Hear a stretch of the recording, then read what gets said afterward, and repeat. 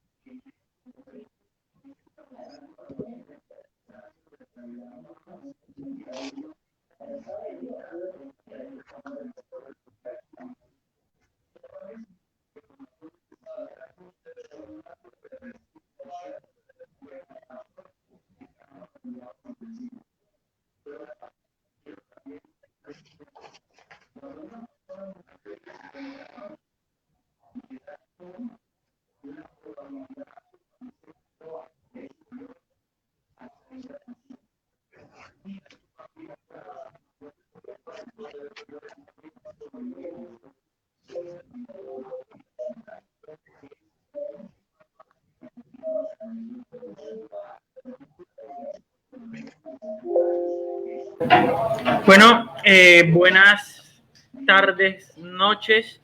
Bienvenidos a este nuevo espacio de la Asociación de Historiadores del Atlántico, ADEA. Este espacio se llama Live Session. Hoy, 23 de julio, vamos a presentar una exposición llamada La Independencia de Colombia, una historia desde los subalternos.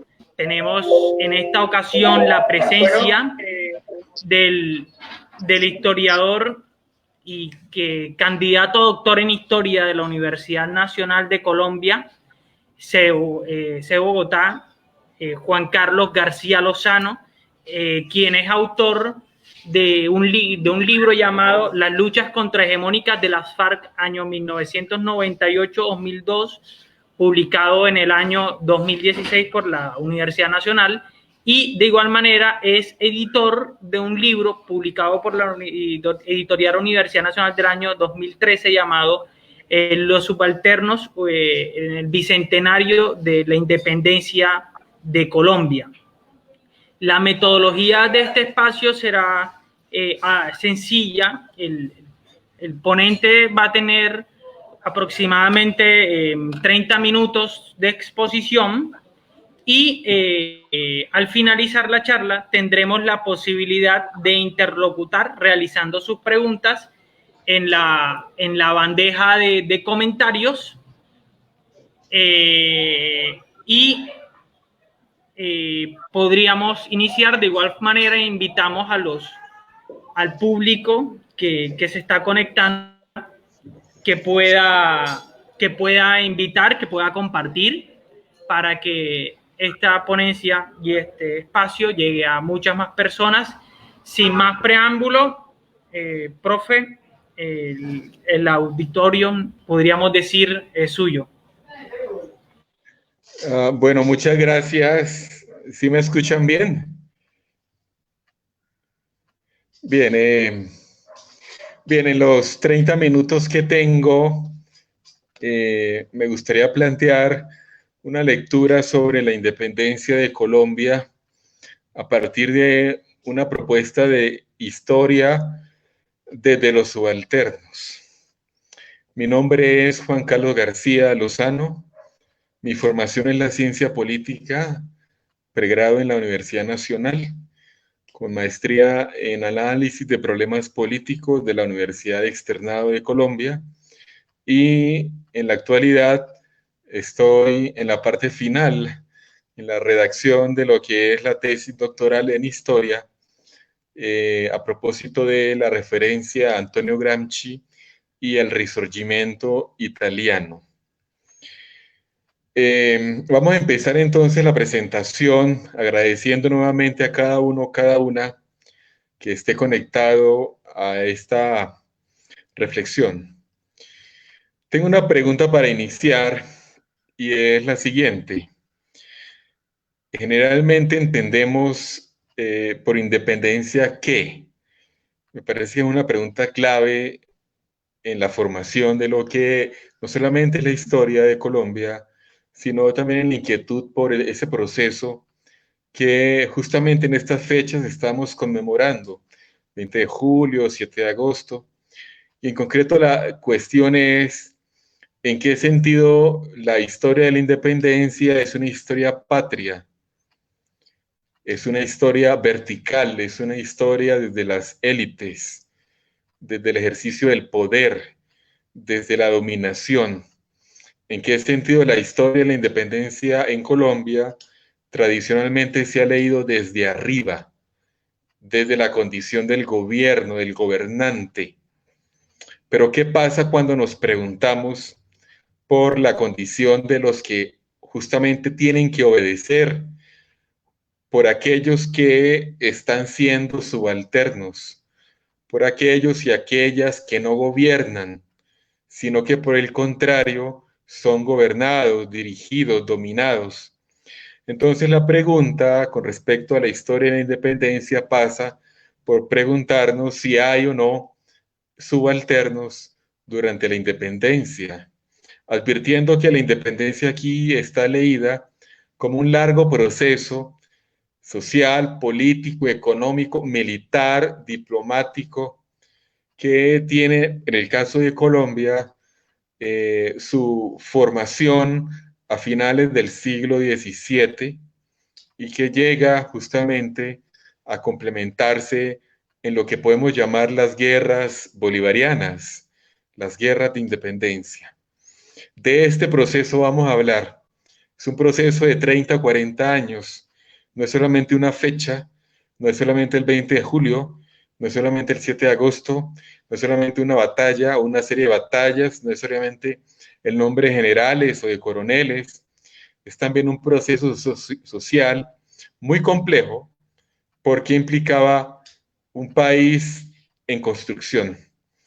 Bien, hay una serie de referencias que me gustaría tomar en consideración con respecto a la primera referencia mía temática, subalternos en la historia. Generalmente en los pensum de historia y en el doctorado de Historia Nacional, a propósito, no es que haya una referencia directa a la historia de los subalternos así llamados. Esto puede ser una novedad para nosotros porque en general la discusión creo que está pendiente en el caso colombiano. En otras partes de América Latina es posible que también. Cuando entramos en discusión con lo subalterno desde el saber histórico, la cuestión es justamente quiénes y desde dónde han reflexionado, han teorizado, han escrito, han investigado, tomando en consideración, repito, el tópico de subalterno. Hay una serie de referencias que es bueno considerar inicialmente. Está la referencia de los estudios subalternos hindúes, cuyo director Ranajit Guha es fundamental en la reflexión que voy a tomar, pero también en la discusión por lo subalterno a nivel de la historia y de la historia en la India. Hay otro autor que es también referente, que ya es el caso latinoamericano, es una historiadora, Florencia Malón.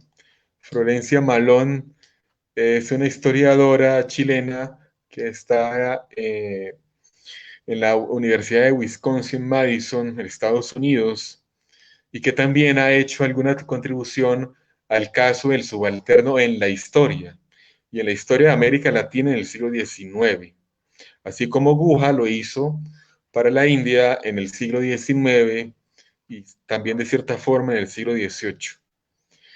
Otra autora relevante también puede ser Silvia Rivera Cusicanqui.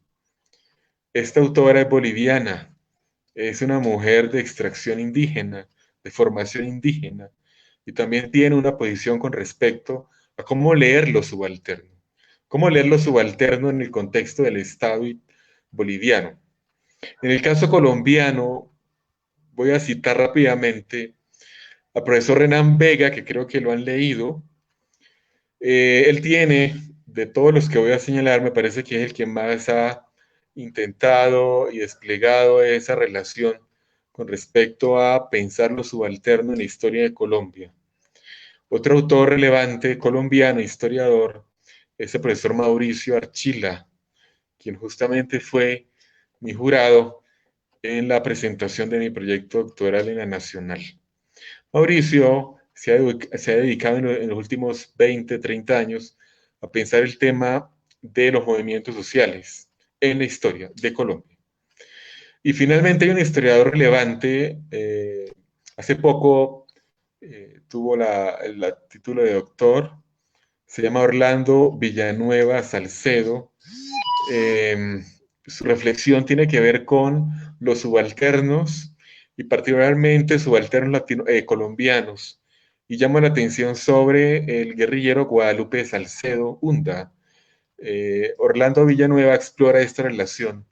Me parece muy interesante su contribución a pensar lo subalterno en Colombia. Bien, habrá otras referencias, Germán Colmenares, pero vamos a dejar ahí. Lo que quiero señalar es que hay referentes, que hay discusiones con respecto al mundo subalterno.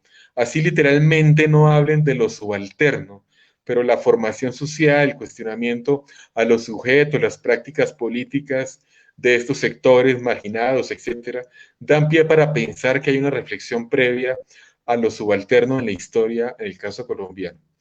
Por supuesto, la discusión de lo subalterno va más allá del saber histórico. Lo encontramos fundamentalmente en la discusión con Antonio Gramsci, que no es propiamente para, digamos, el común de los historiadores, Gramsci un historiador, pero una de las propuestas de mi proyecto doctoral es presentar a Gramsci como historiador.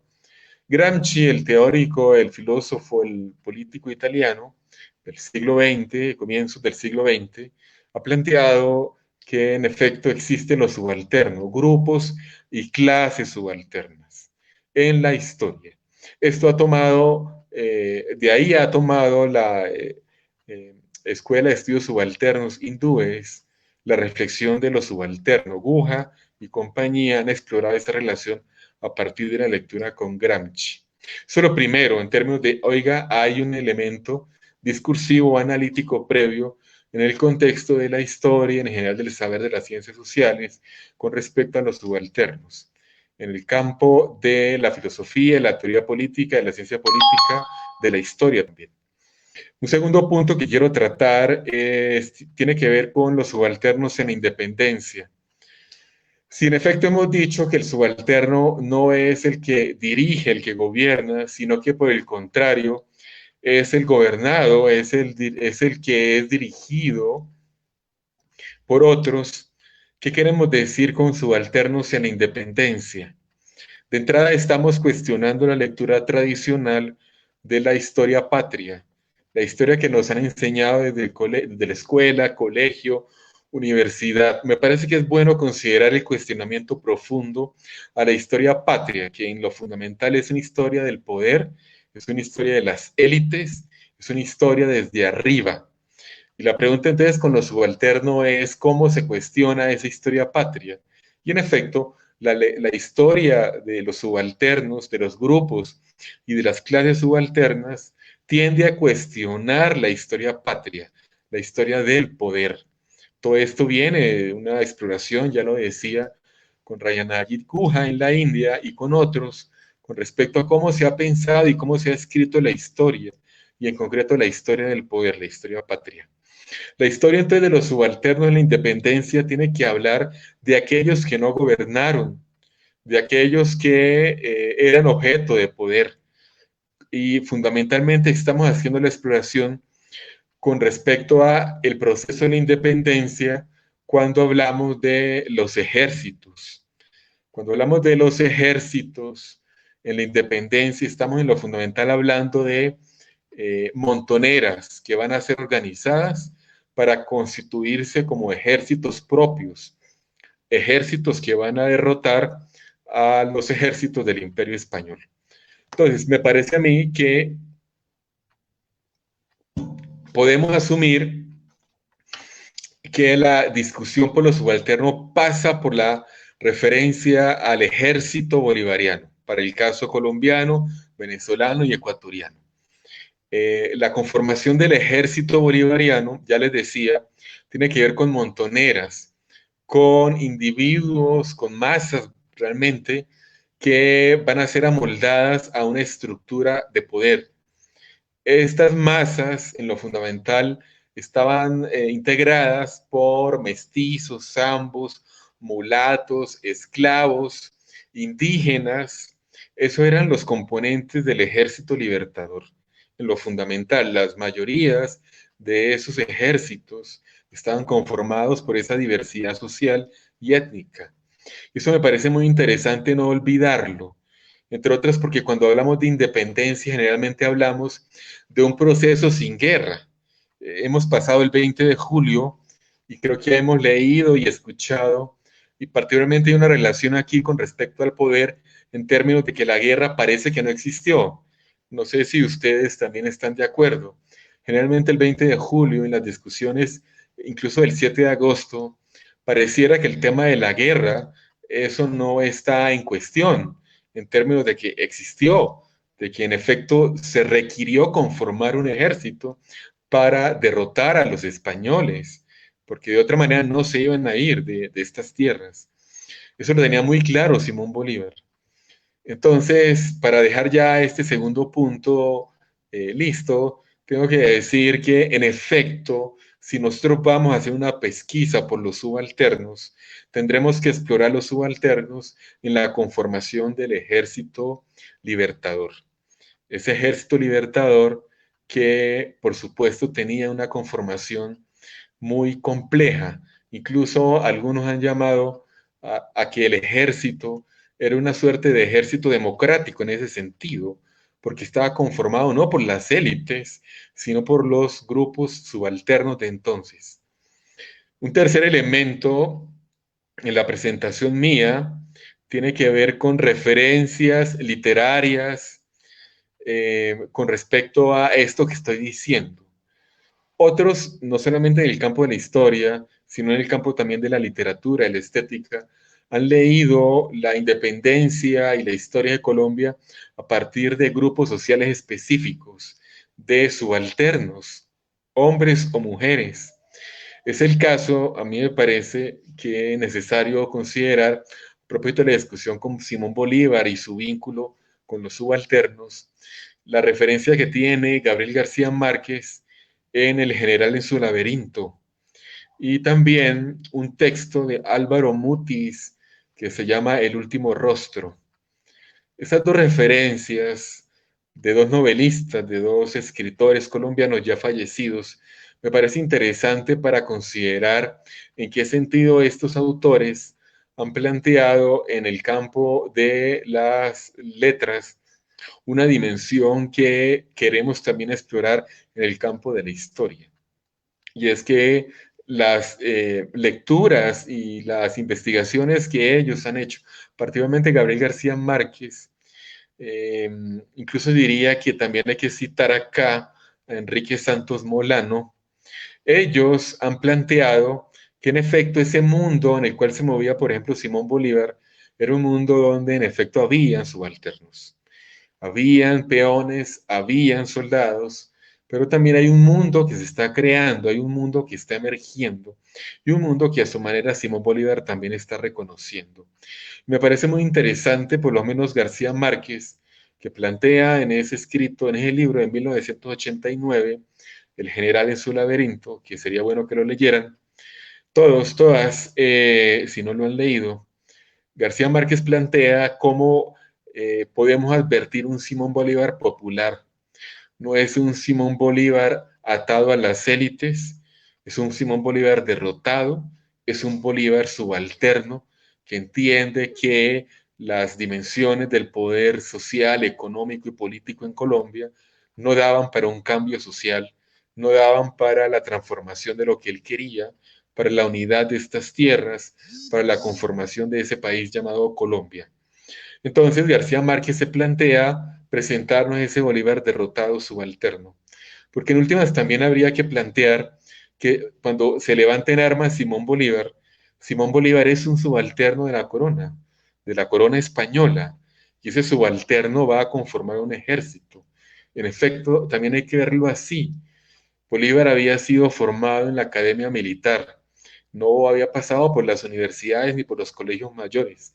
Se había formado junto con la destreza en las artes militares, pero no aunque era un hombre de las élites tradicionales, particularmente mantuanas en Caracas, en Venezuela, era un hombre que la transformación de la guerra obró a favor para quebrar también esa rigidez.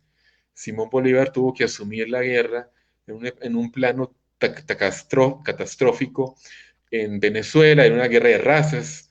En el caso colombiano, era una guerra más amplia por el territorio y no tan confrontacional como el caso venezolano o peruano.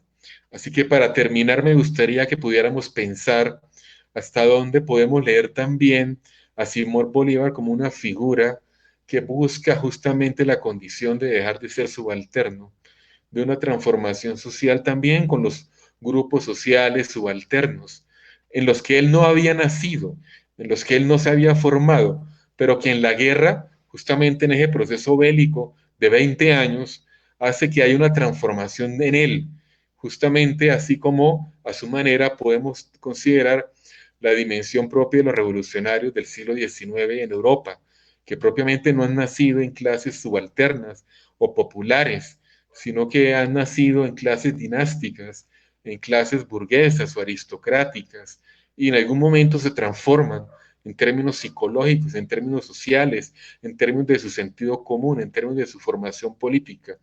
Por supuesto, en el caso, para dar dos ejemplos, Bakunin en términos del anarquismo en Europa en el siglo XIX, ruso, y en el caso de Marx, por supuesto, alemán, que era de la alta burguesía renana. Eso me parece muy interesante.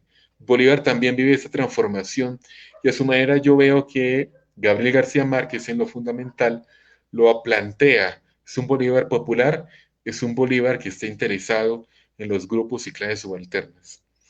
Y el último punto tiene que ver con Bolívar y la lectura que se tiene con respecto a la organización del Estado a partir de la conformación del Ejército Libertador. Hay una serie de autores que quiero considerar aquí en este punto final y tiene que ver con los siguientes. Hay una referencia clave que me parece muy útil para la discusión de cómo también podemos leer de otra manera la posición de Bolívar en la historia. Jaime Ureña Cervera ha tenido 3 libros, ha publicado 3 libros en los últimos años y me parece muy ilustrativo considerarlo en la discusión cuando hablamos de lo subalterno en la historia de la independencia. Aunque él literalmente no explora la condición subalterna, me parece que la lectura que hace de Bolívar, de un Bolívar con una propuesta constitucional republicana, es muy interesante para entrar en detalles con respecto a pensar una historia desde los subalternos en la independencia. Bolívar, dictador y legislador republicano, es uno de los libros de Ureña Cervera. Bolívar Republicano es el segundo libro. Y el último es Bolívar y la virtud política republicana. Con esto quiero decir que para entrar en la discusión también con el mundo subalterno de la independencia, me parece que es clave también sentar unas bases con respecto a cómo se pensaba la república en ese entonces y particularmente en el proyecto de Bolívar, porque podemos pensar que Bolívar era una suerte de hegemón, hegemón en la lectura antigua griega, era el que comandaba los ejércitos. Bolívar era, ustedes saben, el general de la República y al tiempo presidente libertador. Y comandaba los ejércitos hasta el final. Y digamos que fue su herencia. Pero es una herencia de un republicano y es lo que quiero señalar. ¿En qué sentido la conducción del ejército estaba mediada por ese ideario republicano? Germán Arciniegas es un autor colombiano, fallecido ya hace 20 años, y él tenía una lectura distinta de Bolívar. Decía que Bolívar era un excelente militar, pero era un pésimo político. Ureña Cervera, el historiador que he citado, dice todo lo contrario, que en efecto podemos considerar así un Bolívar como un representante de un proyecto republicano, una novedad en términos de lo que en el periodo histórico se estaba planteando en Europa y también en América. Eh, la lectura de Orlando Fals me parece interesante cuando cuestiona lo siguiente. Fals Borda señala que la independencia no puede ser leída como una revolución, sino que no es una revolución social, no es una revolución económica, es un proceso trunco, frustrado. Entonces, ahí hay que ver algo muy interesante, cuál es la función de los subalternos y también de las élites en ese proceso, porque estamos hablando de la independencia como un proceso muy amplio, muy complejo, y de la conformación de ejércitos que justamente son la formación institucional de lo que va a ser el Estado colombiano. Entonces, Fall señala esa deficiencia, es decir, que nuestra independencia es fallida. Me parece que es fundamental no olvidar esa afirmación. Eh, tenemos a Indalecio Líbano Aguirre. Indalecio Líbano Aguirre, historiador colombiano, falleció ya hace como 30 años. Líbano Aguirre tiene algo que me interesa en la discusión con respecto al proceso bolivariano y de independencia, y es la tensión que él advierte entre la masa y lo que él llama la oligarquía, o el pueblo y la oligarquía. Esa tensión, ¿no?, entre gobernantes, gobernados, que me parece interesante que un historiador la pueda conceptuar. Indalecio Líbano Aguirre lo hace, no solamente en la biografía de Bolívar, sino en ese texto, en ese doble, son 2 tomos, los grandes conflictos sociales y económicos de nuestra historia. En ese libro, en esos 2 libros, él plantea esa tensión de la independencia entre el pueblo y las élites. Eso me parece clave, repito, porque para pensar la condición de hacer una historia de los subalternos, ¿cómo es que podemos advertir que en efecto hay un espacio social que está bullendo, que está emergiendo, que en nuestro caso es subalterno? ¿En qué sentido hay que reconocerlo? Me parece que la novedad histórica de Indalecio Líbano está ahí. Me parece, repito, que es fundamental en la discusión de pensar los subalternos en el siglo XIX. Hay un autor francés, Clement Thibault, tiene su texto doctoral, se llama República en Armas. Clement Thibault habla del ejército de Simón Bolívar en Venezuela y en Colombia. Él no explora propiamente la condición subalterna o republicana de este ejército, sino que explora las condiciones institucionales de la organización jerárquica y demás del ejército y cómo eso tiene que ver con pues la conformación del Estado colombiano y venezolano. Ese texto se llama República en Armas, repito, me parece que es bueno para pensar eso que he planteado en el primer punto y en el segundo, con respecto a cómo los subalternos tienden a organizarse, cómo los subalternos, en el caso de la independencia, se pueden determinar a partir de la conformación del ejército libertador. Y un último referente, me parece que es bueno no olvidar al Enrique Santos Molano. Santos Molano tiene una lectura subalterna de la historia. Particularmente tiene un texto muy interesante, muy prolífico, que se llama Mujeres Libertadoras, las Policarpas de la Independencia. Y tiene otra serie de textos sobre el siglo XIX, sobre la independencia, sobre Nariño. Y él justamente también pareciera, para quien lea a Santos Molano, que está en relación con la discusión que ha planteado 40 o 50 años atrás Indalecio Liévano Aguirre para pensar lo subalterno desde esa tensión entre pueblo y oligarquía. En el caso de Santos Molano, en efecto lo hay esa alusión de que en efecto los gobernantes van por un lado y el pueblo llano o los subalternos van por otro. Pero este es un poco el paneo rápido de algunas contribuciones con respecto a cómo se puede leer esa relación con lo subalterno en el proceso de la independencia y en concreto con Simón Bolívar. Y para cerrar, por supuesto, Simón Bolívar es una figura en discusión todavía hoy. En Colombia es una figura tendencialmente negativa para un poco la mayoría de las personas, porque como he dicho, al decir de Germán Arciniegas, era un excelente militar, pero un pésimo político. Esa lectura me gusta cuestionarla. Me parece que hay una ligereza de Arciniegas, entre otras porque él advierte como que una realidad más compleja, pero que no quiere registrar, y es la condición social y política de Colombia, de la Colombia en la cual está Simón Bolívar, es decir, del contexto de Bogotá, del contexto de las élites de entonces, frente a las cuales Arciniegas no tiene ninguna crítica, por ejemplo. Bueno, entonces, Bolívar, ¿por qué es importante si queremos hacer una historia de los subalternos?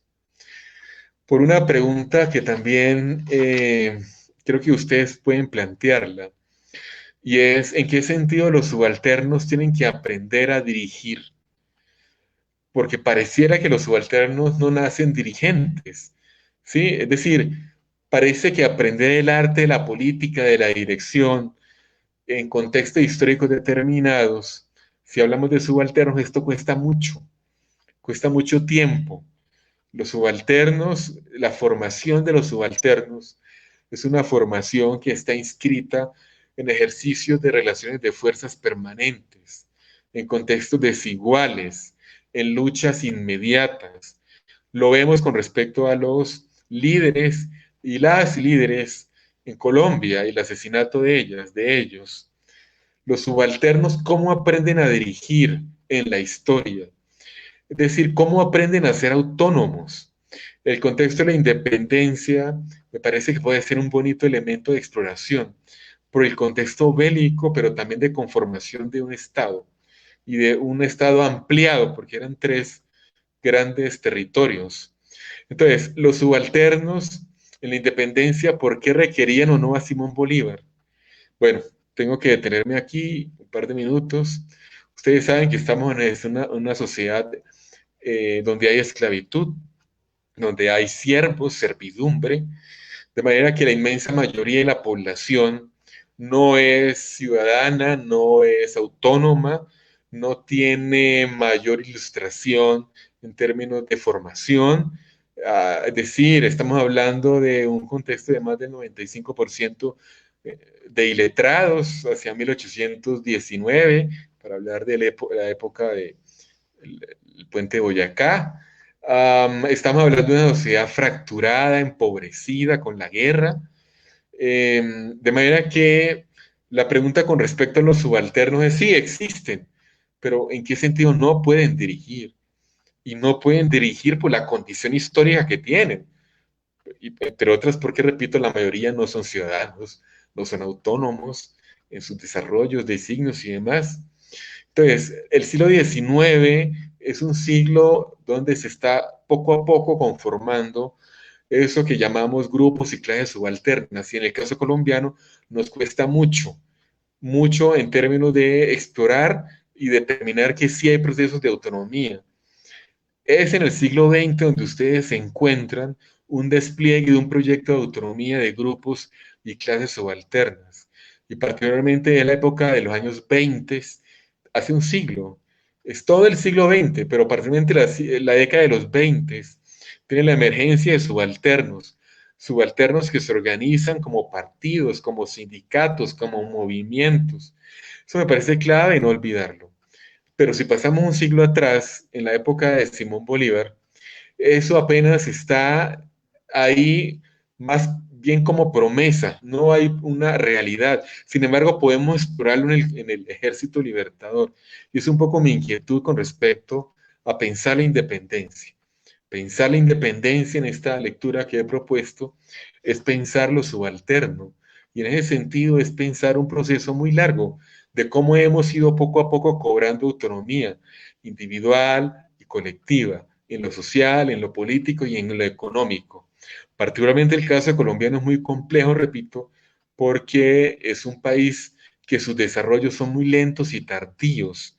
Nuestros grupos sociales, nuestras clases sociales, en realidad se conforman muy tarde.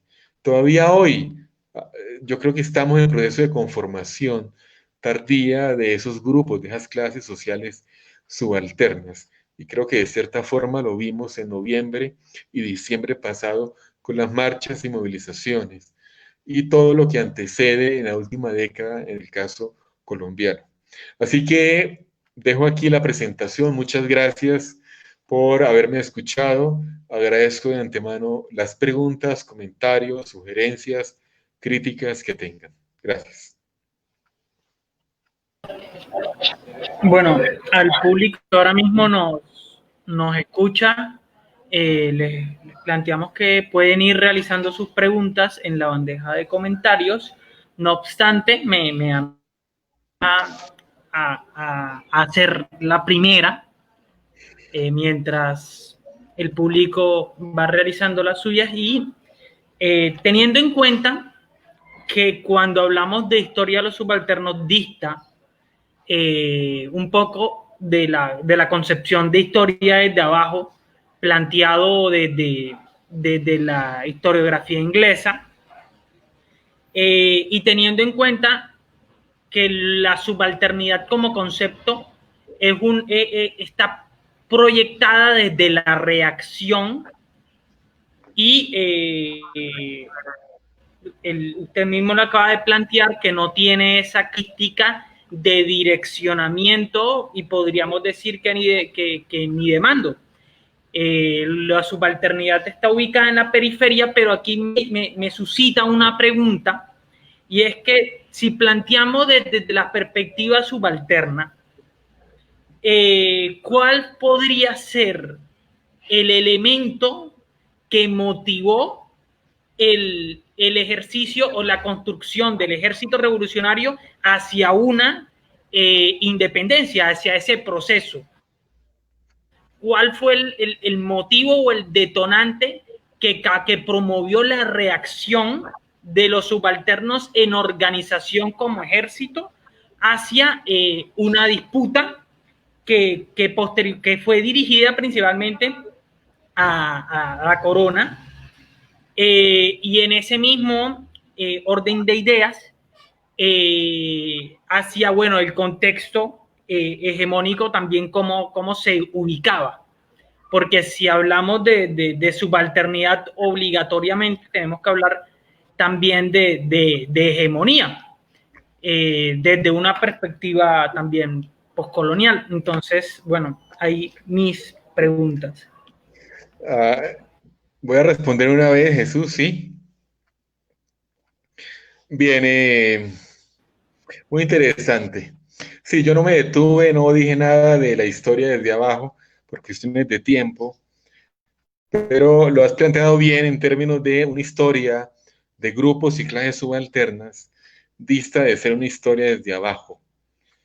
La historia desde abajo, así llamada, es una historia inglesa de los historiadores marxistas ingleses, Townsend, Hobsbawm, entre otros, que particularmente plantean advertir la preocupación con respecto a grupos sociales, digamos, clásicos, el movimiento obrero, el partido político tradicional de izquierda, etcétera.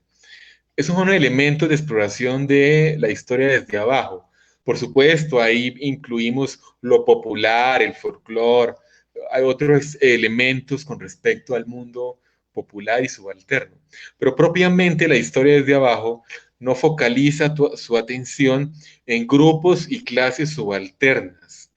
Por ejemplo, estamos hablando de, porque no podía haber en Inglaterra eh, indígenas, ¿sí? Thompson no puede explorar esto, entonces, ¿por qué no lo hay?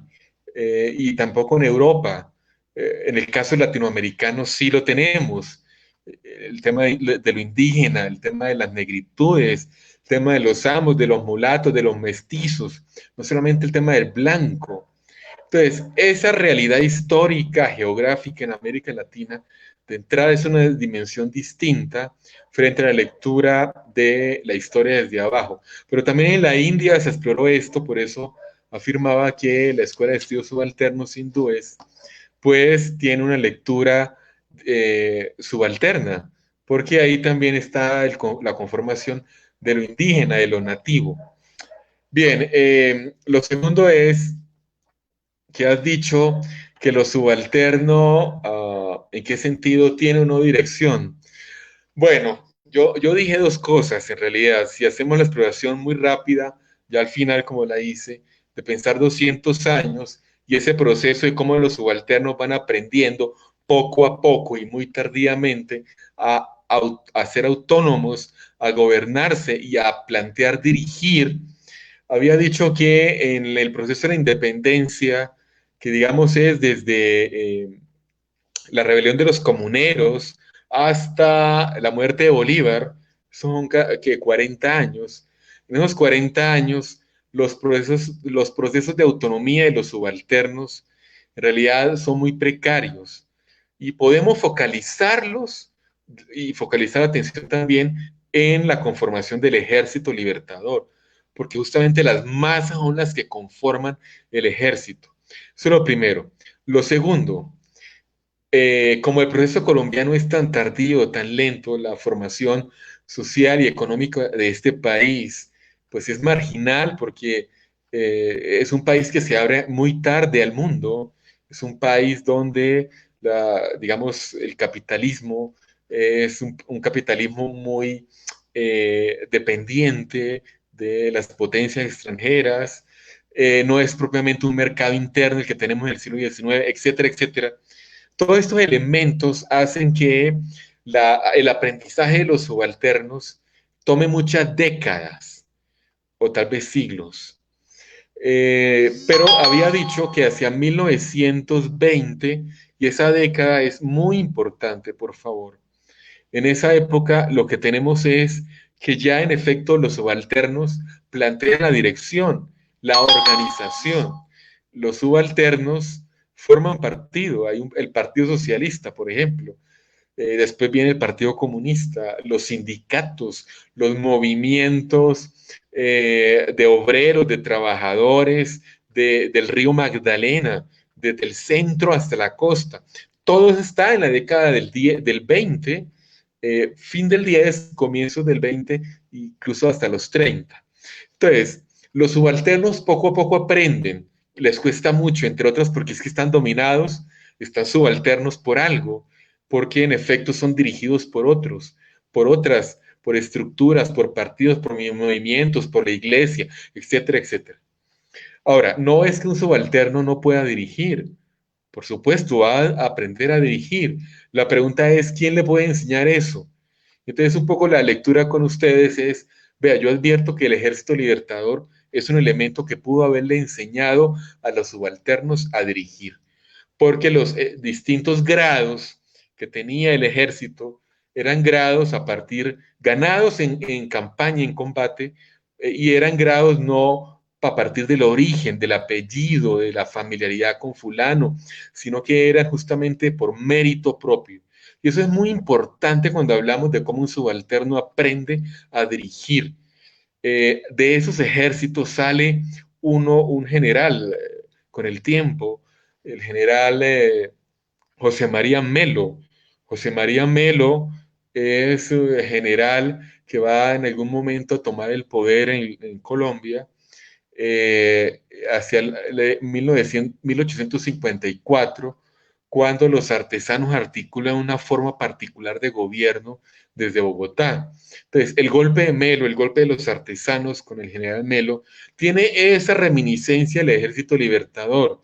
En efecto, intentaron hacer algo y fueron derrotados. Como ustedes creo que saben, se unieron el Partido Liberal y el Partido Conservador y a Melo lo sacaron del poder y él se tuvo que ir de Colombia y va a morir fusilado en el sur de México, porque se involucra en las luchas de los proyectos libertarios de esa zona de México hacia los años 50 del siglo XIX. Y el tercer elemento que había señalado era que cuál es el punto con respecto a el subalterno y en el Ejército Libertador. ¿Por qué el subalterno? Bueno, ¿por qué el subalterno ingresa al Ejército Libertador? Las distintas clases sociales no estaban preparadas para hacer la guerra, en el caso de Colombia. ¿Sí? Cuando nosotros pensamos en 1810, el grito de independencia del 20 de julio, lo que nosotros pensamos es que en efecto algo faltó. ¿Qué faltó? Un ejército. No hay ejército. No hay con qué soportar el grito de independencia. Es una independencia, digamos, solamente en palabras, no en hechos. Para que sean hechos hay que conformar un ejército. Has hablado de hegemonía.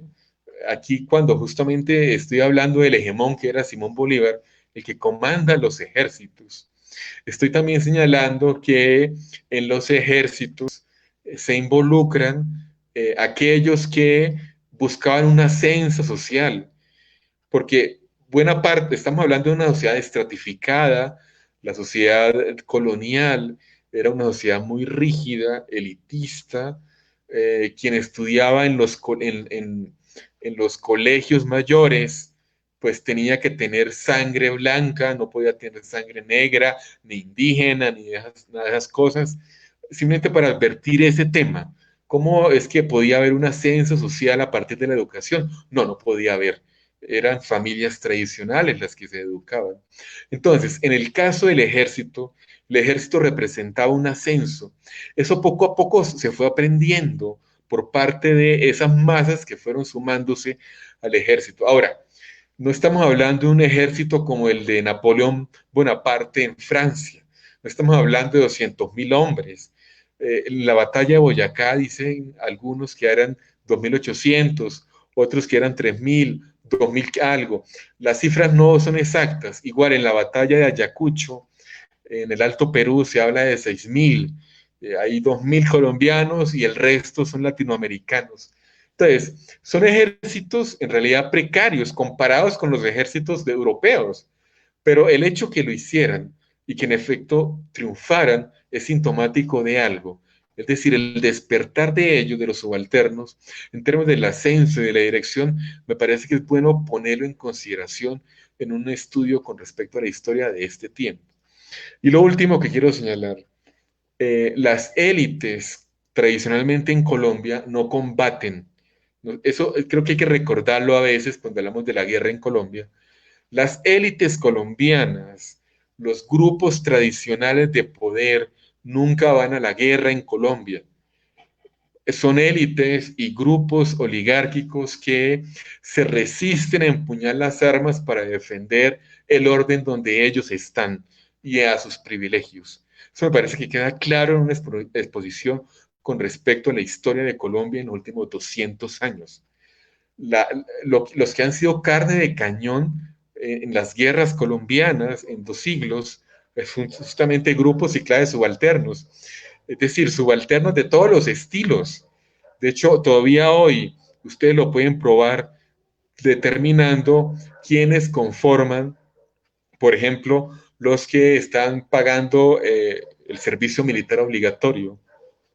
Igual, ustedes lo ven con respecto a quiénes son los que llegan a los ascensos militares en la policía, en el ejército y en otras fuerzas, cuál es su origen social, político, etcétera, etcétera. Eso me parece clave entenderlo. Y como he dicho, con el ejército libertador, esa década, esas 2 décadas de guerras, con Bolívar a la cabeza, tratan de romper eso. Y lo último que quiero comentar con respecto a esta pregunta es lo siguiente. El tema de discusión con respecto a Bolívar, cuando ustedes exploran la época de la independencia, la gran pregunta, el gran cuestionamiento, el gran señalamiento que se le hace a Bolívar es que el ejército de Bolívar es un ejército problemático, es un ejército que hay que desmontar, es un ejército que hay que destruir poco a poco, porque es que es una fuerza en ascenso, es una fuerza que se probó en las batallas y salió victoriosa. Por eso cuando ustedes exploran la arquitectura constitucional de Simón Bolívar, él advierte que a los que han librado las batallas cuerpo a cuerpo frente a los realistas en los campos, en los valles y demás, a ellos hay que reconocerles una condición de directores, de organizadores en ese estado naciente de Colombia. Eso ya cuestiona a todas las élites que estaban ahí medrando para que el poder español que había desaparecido ahora simplemente fuera ocupado por ellos, por ellas. Eso me parece clave entenderlo. Clave entender que aunque las élites no fueron a combatir, en su gran mayoría se resistieron, eh, y el pueblo llano sí se sumó a esta perspectiva. ¿En qué sentido esas élites que no fueron a combatir después estaban justamente con el interés de desmontar el ejército libertador que había justamente ganado la independencia y que, repito, era un ejército en ascenso social? Los, eh, los que seguían a Bolívar particularmente estaban en el ejército. Por eso es clave, por favor, la lectura de El general en su laberinto. Cuando García Márquez plantea que Bolívar está cerca a sus ejércitos, está acampando con sus ejércitos, cuando plantea que hay una identidad muy fuerte en ese ejército llano que sigue a Bolívar y que lo seguía por todo lado, en los valles, en las montañas, en los ríos, en los mares. ¿Qué nos está diciendo García Márquez? Nos está diciendo que ese mundo popular, ¿no?, era un mundo en el cual Simón Bolívar estaba justamente transformando una condición histórica de marginación, de pobreza, de silenciamiento. Y ese ejército era el sujeto finalmente de la independencia. Y como he planteado al comienzo, generalmente pensamos que independencia no implica guerra. Lo que yo les quiero decir es que en efecto hay guerra y hay un proceso de disputa de poder y de ascenso social con la guerra. Lo vemos, para terminar, con respecto a lo que ha pasado con la vicepresidencia del Senado de la República de Colombia. Hoy está ejerciendo el cargo la que era la esposa de Manuel Marulanda Vélez, alias Tiro Fijo. ¿Esto qué quiere decir en el contexto de lo que estoy diciendo? Que la guerra en Colombia hace que también haya un ascenso social, no de millones, pero sí hay un ascenso social de algunos, de algunas, porque en la guerra justamente se cualifican. Y al llegar al proceso de paz, en el caso colombiano, pues ahí ustedes ven a los representantes de la extinta FARC en el Senado y en la Cámara de Representantes, y particularmente de la vicepresidenta de la Cámara del Senado, Sandra, la exesposa de Tiro Fijo, se ha planteado de dónde es su mundo. Una persona que en efecto tiene una condición precaria, subalterna, estudió el bachillerato por radio, por ejemplo. Aquí cientos de miles y miles, si ustedes exploran la historia de los últimos 50 años, de radio sutatense y otras cosas, ustedes también plantearán que en efecto hubo un ascenso social a partir de la radio y cómo a partir de la radio la gente aprendía las primeras letras, los primeros números, etcétera, etcétera.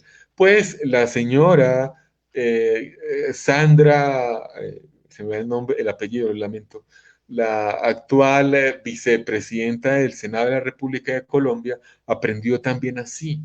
Entonces, en efecto, planteo con este ejemplo que en la guerra se cualifican los subalternos, pero son elementos, digamos, excepcionales, no llegan a cualquier orden y hay un proceso específico que justamente lleva a ese ascenso. Bolívar mismo, aunque era un mantuano, fue la guerra la que lo hizo general. No llegó a ser general porque era hijo de un general, como en el caso de Colombia en los últimos 40 años, 50. Bueno, ahí dejo la pregunta respondida. Muchas gracias. Listo. Bueno, vamos a tocar dos preguntas más. Bueno, aquí Fabián Alarcón del público nos solicita que le agradecemos que nos facilite los textos que ha citado, si los tiene, vía PDF. Nosotros, bueno, los que pueda tener nosotros los publicaremos. Y bueno, abordamos la pregunta del historiador Kevin Acosta, que plantea lo siguiente. Felicidades al invitado por su disertación. Tengo la siguiente duda respecto a lo expuesto por el invitado. ¿Qué fue lo que aconteció desde la óptica subalterna en el periodo de tensiones y luchas, independencia o revolución? Y aquí hay otra pregunta, no sé si primero responde esta y después la otra, o vamos de una con las dos. Plantéala, dale, sí. Listo. La siguiente pregunta es de Fabián Alarcón. Pregunta: ¿cómo las sociedades andinas, boyacenses, habitantes de la alta montaña, diferentes a las sabanas venezolanas y colombianas, se unen en el proceso de reconocimiento de los subalternos en las provincias o zonas? Muy bien, muchas gracias. Estoy anotando bien. Entonces, primera pregunta. ¿Independencia o revolución? Esa es una pregunta muy importante. Cuando Bolívar está comandando sus ejércitos, Pablo Murillo, en alguna de sus afirmaciones, va a decir que Bolívar encarna la revolución. Ese es un primer ejemplo de cómo lo pueden haber leído. También está el otro, la imagen que tenemos de Simón Bolívar. Por ejemplo, Julián Ospina señala en algún libro sobre Simón Bolívar, y así otros historiadores, que el ascenso de Simón Bolívar tenía en algún momento unos elementos absolutos en términos de su acción. García Márquez señala también en general en su laberinto que a Simón Bolívar se le veía a veces con la frase en su casco de patria o muerte. Esa frase que, por supuesto, es de un ambiente distinto, pienso yo. Sin embargo, García Márquez la trae a colación en su novela. Es decir, que estamos viendo y estamos registrando un hombre que afirmaba que había un cambio social o político radical con respecto a lo que había antes. Es decir, la sociedad en la cual se formó Simón Bolívar y a la cual destruyó, y particularmente en Venezuela, en su patria, más que en Colombia, y más que en Colombia o Nueva Granada, porque en Nueva Granada propiamente no hubo las guerras y en las dimensiones que la hubo, como en Venezuela o en el Perú, ya lo he dicho. Entonces, plantear una independencia, una revolución, lo que quiero señalar, eso depende del lado en el que estemos. Para Pablo Murillo, Simón Bolívar era un revolucionario.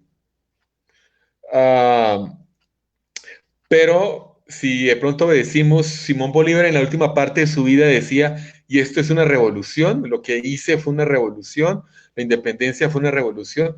Ustedes saben, si han leído las cartas de él y los mensajes de él, los finales de ese último año de 1830, Bolívar está desengañado por todo lo que ha hecho. Y en ese sentido vuelvo a la novela de García Márquez. Al final, él estaba tan desengañado que no, realmente no decía que era independencia o revolución ni nada. Tan es así que lo que quería era irse de este país, entre otras porque lo habían intentado matar, entre otras porque ya pues eh, eh, sus más cercanos colaboradores le habían traicionado o los habían matado, como el mariscal de Ayacucho que murió llegando a Pasto. Entonces, independencia o revolución, vuelvo, depende en qué momento. Si hablamos de 1816, cuando llega Pablo Morillo con sus ejércitos bajando por el río Magdalena hasta Bogotá, estamos diciendo que para Pablo Morillo había una revolución que había que acabar. Pero si de pronto preguntamos lo mismo hacia 1828, y que es el año en que Simón Bolívar asume la dictadura, podemos decir que no había una revolución y propiamente no era una independencia. Lo que había era un proceso de dictadura. Entonces, ahí hay otra lectura. Lo digo porque la historia de la independencia, así llamada, es muy compleja y depende del momento, de la coyuntura, depende incluso del territorio.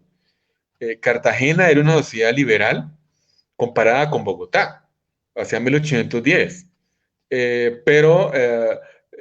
Hacia 1828, Bolívar está en Bogotá y no en Cartagena. Y podemos decir que Bogotá con Bolívar y sus ejércitos puede ser una sociedad más abierta, aunque él veía que Bogotá era una sociedad muy encerrada. Y bueno, por eso no se quedó en esta ciudad, sino que se fue y, como sabemos, murió en Santa Marta. Eso es lo primero para responder la pregunta. Depende del momento, depende del lugar. Sin embargo, si me lo preguntas a mí, independencia o revolución, yo estoy con Fals Borda. Eh, fue un proceso trunco. Fue un proceso que en algún momento se abortó. Y podemos responder y ampliar media hora si quieren, pero porque ese no es tampoco el tema mío en este momento, pero podríamos decir también por qué fue trunco. Fall señala que fue trunco porque no hubo el apoyo con respecto a esos grupos subalternos. ¿Sí? Estamos hablando que en Nueva Granada, para hablar del territorio que más o menos registramos geográficamente, podía haber 1.200.000 personas habitando. Hacia 1822, por ejemplo, 1821, la Constitución de Cúcuta. Eh, y que los tres países, Venezuela, Panamá, incluyendo a Colombia, y Ecuador, digamos que en esa década de 1820 podíamos hacer 2,5 millones aproximadamente. Eh, y he dicho que en el ejército, podemos decir que máximo el ejército de Simón Bolívar, ya en la última parte, eran menos de 10.000. Y estamos hablando de una sociedad de 3 millones, 2,5 millones casi de habitantes. El ejército era mínimo, pero es que era una formación que se estaba iniciando y que había dado frutos. Entonces, es un proceso trunco, es una revolución frustrada, dice Fals, estoy de acuerdo. ¿Es una independencia con respecto a España? Sí, pero no es una revolución social ni política, ¿cierto? No, no lo es. Porque las estructuras sociales y políticas siguieron siendo las mismas, porque la esclavitud no se acabó, Bolívar, ustedes saben, y fue en ese sentido lo más consecuente, pretender abolir, pedirle a la Constitución de Cúcuta del 21 la abolición de la esclavitud. ¿Qué hizo la Constitución de Cúcuta? Mantuvo la esclavitud. Igual en la proclama de 1819, en Angostura, volvió a pedir lo mismo, la emancipación de los esclavos. Bolívar era un hombre muy complejo para su tiempo. Cuando hereda las haciendas ahí en San Mateo, cerca de Caracas, hereda también 1000 esclavos. Dicen los historiadores que a medida que empieza su proceso de ser el libertador, él va emancipando a sus propios esclavos. Él mismo los va liberando. Eh, por supuesto, eso es perder propiedad privada, eso es perder poder, etc. Pero a él no le importaba. Y eso me parece muy bello entenderlo, ¿no? Cómo alguien que ha nacido en una clase social distinta va a emancipar a sus esclavos. Pues sí, cosa que ustedes no ven en Colombia, en Nueva Granada. Ustedes no lo ven con Santander, por ejemplo. ¿Sí? Ustedes no ven que Santander plantea abolición de la esclavitud. Y la pregunta es, ¿y por qué? ¿Por qué si él es tan liberal no plantea esto en su gobierno después de muerto Simón Bolívar? No lo hace. Eso es muy interesante en términos de hasta dónde, en efecto, podemos pensar un proceso liberal, un proceso de revolución. Como yo digo, es un proceso frustrado de revolución que tiene sus más y sus menos. Bueno, la segunda pregunta. Las sociedades andinas del interior y las sociedades costeras, sabaneras, sí, qué países tan bellos. En Europa de pronto había sido más fácil mm, hacer batallas y guerras, porque Europa, pues su topografía es casi la misma, salvo algunas elevaciones, no sé, los Alpes, pero en general la geografía se dispone a la batalla en el caso de Europa. Para el caso de América Latina y de Colombia, Venezuela y Ecuador, pues los Andes es un caso único en el mundo. Y Colombia tiene 3 cordilleras y la oriental llega hasta Venezuela. Eh, y la conformación de sus climas, de sus pisos térmicos. Una de las características que se ha dicho con respecto a la duración de las guerrillas en Colombia es que la geografía ayudó al escenario bélico, para el caso colombiano.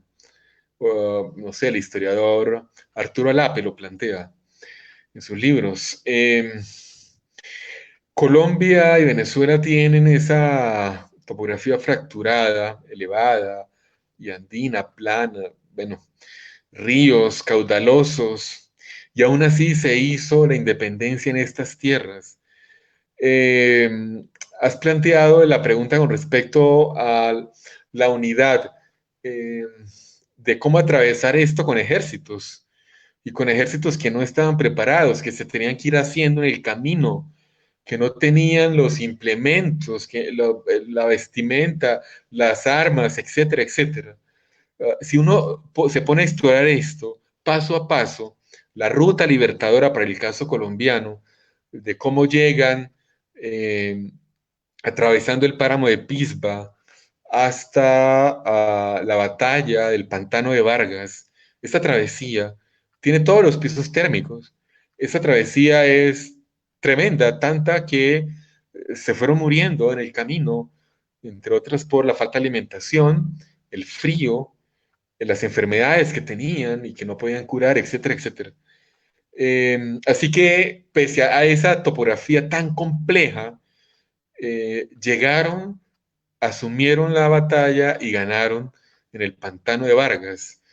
Y por supuesto ahí ustedes ven cuando van al pantano de Vargas la representación de Arena Betancourt, de los centauros indomables, como habla el himno de Colombia. Cómo esos centauros indomables, sus hombres en sus caballos, casi sin ropa o sin ropa, se van a enfrentar a un ejército preparado, a los realistas. Bueno, ¿cómo era en la costa y cómo es en el interior? Eh, digamos que la topografía más compleja fuera el interior. Atravesar montañas, las cordilleras, por supuesto, tienen una complejidad. Las sabanas y, digamos, los afluentes y los ríos, particularmente el Magdalena, parece que es más sencillo, parece que era más asequible y eso de cierta forma es cierto. Por ejemplo, mm, eso lo podemos probar en la historia reciente con las guerrillas. ¿En qué sentido? En algunos territorios la guerrilla era inexpugnable por su topografía y el ejército tradicional no podía entrar, ¿sí? Los helicópteros y el ejército firme, formal, tradicional, de mando, no. Y sí el escenario bélico de las guerrillas. Por ejemplo, las FARC fueron más andinas que otra cosa, porque eso le permitía el camuflaje con el territorio, etc. En cambio, los paramilitares, por ejemplo, fueron más del norte, ¿no? Entonces las sabanas parecía que se mimetizaban o era el territorio de ellos, etc. Eso es muy interesante. Hace 2 siglos era casi lo mismo, eh, aunque las disputas, en el caso colombiano, bélicas, los enfrentamientos, se libraron en el interior, las grandes batallas se libraron en el interior de Colombia. Las grandes batallas no fueron marinas, cerca de las costas, o cerca de los ríos, el río Magdalena o el río Cauca. No fue en el lado, y sería bueno preguntarnos también, ¿no? ¿Por qué en el Sinú, por qué en el Gran Magdalena no hubo esas grandes batallas que decidieran el orden con respecto a la guerra en Colombia? Porque también los españoles habían asentado sus ejércitos en zonas específicas, cercanas a su gran capital, Bogotá o Santa Fe. Bueno, y también porque España no tenía, en el caso de Nueva Granada, los ejércitos, el número que se requería. Los ejércitos españoles estaban más que todo cerca de las costas, es decir, Venezuela. En cambio, entre otras porque Caracas pues, es una capital caribeña, Bogotá es una capital andina, encerrada. Entonces, la lectura de los españoles, bueno, ¿quién va a atacar una capital a 2.600 metros de altura?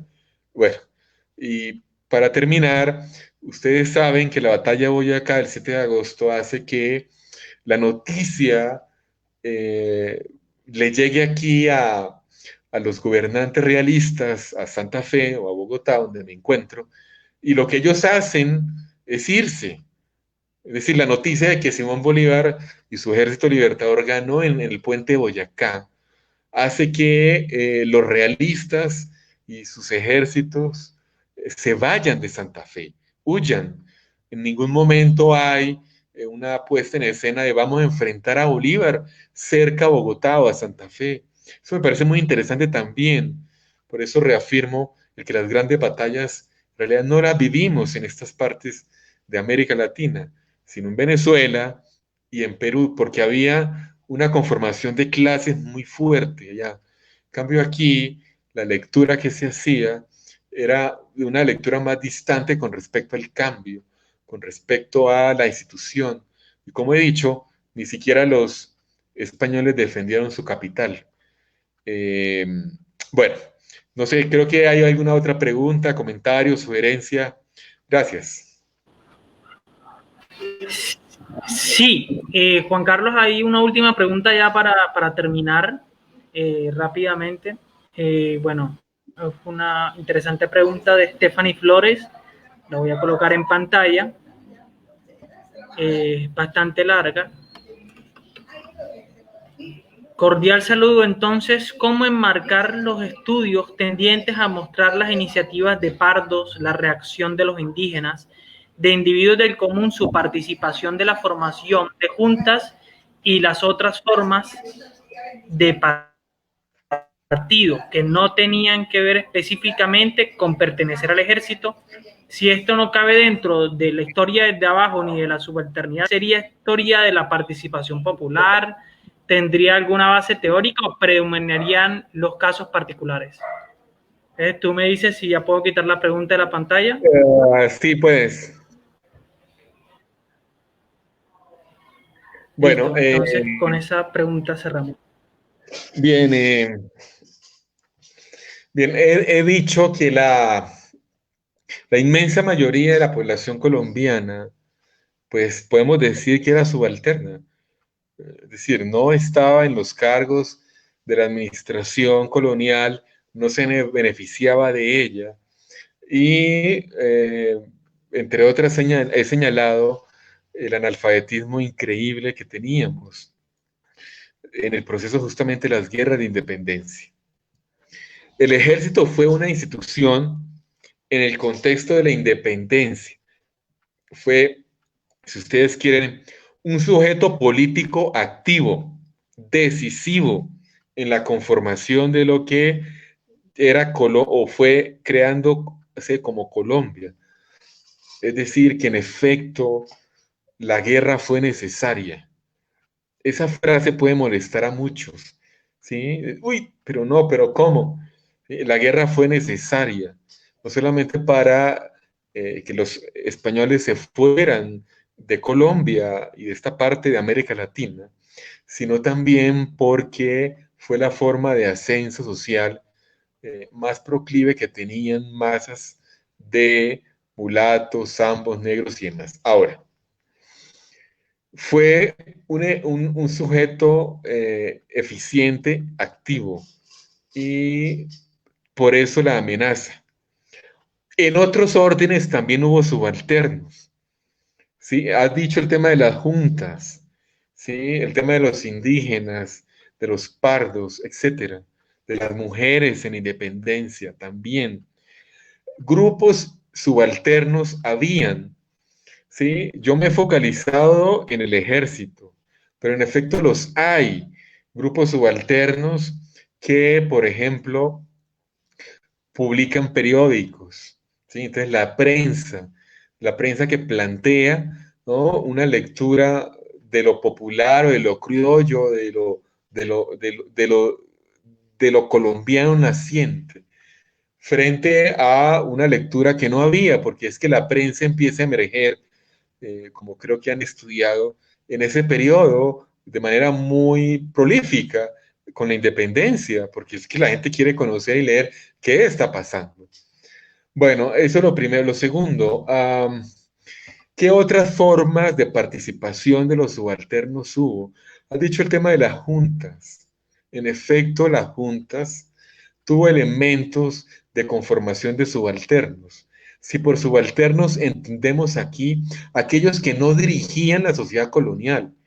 Y entonces en las juntas se abre el espacio para que entren. Y en efecto van a entrar. Pero resulta que esas juntas, cuando se abren, tienen que enfrentar poco a poco un tema. ¿Cómo mantener esa separación respecto a las instituciones españolas frente a los ejércitos españoles que pueden venir? Porque, repito, en 1816 vino la Reconquista, y la Reconquista implicó el asesinato, la ejecución, colgar a la gente y a aquellos representantes que justamente habían tomado partido en esa independencia, esa primera parte de la independencia, que muchos han llamado la patria boba. Entonces, esa forma de participación también es válida, pero ¿en qué sentido tiene un problema? Ya lo he dicho, España tiene ejércitos. Y entonces la Junta, ¿cómo repela un ejército? ¿Cómo es que organizaciones populares, incluso la iglesia, hubo sacerdotes que se sumaron a la independencia y otros que se mantuvieron con la lectura colonial? ¿Cómo ejércitos también fueron ejecutados? ¿Sí? Esto es también interesante, tanto por un lado o por un bando o por el otro, porque tomaban partido por uno o por otro. Eso se vivió en América Latina, eso se vivió también en Colombia. Entonces, es clave pensar que lo subalterno es diverso durante ese contexto amplio de la independencia. Tienen distintas formas, pero me parece que lo más efectivo fue el ejército, porque era decisivo. Y hemos hablado de hegemonía al comienzo, y hegemonía también implica la decisión y la dominación con acciones que en ese momento hay que plantear y que hacer. Entonces, no hubiera habido independencia sin ejércitos, sin generales, sin subalternos. Eso me parece clave entenderlo. ¿Sí? La guerra es un proceso de destrucción, de acuerdo, pero también de creación de sujetos. Hay una suerte de ciudadanía armada, si ustedes quieren. Entonces, eso es lo que yo veo inicialmente en el ejército de Simón Bolívar. Muchas gracias a ustedes, feliz noche, y gracias por las preguntas. Muchas gracias a ti, Juan Carlos. Muchas gracias al público que nos ha escuchado y ha estado pendiente. Nos despedimos y nos vemos en una próxima ocasión. Hasta luego.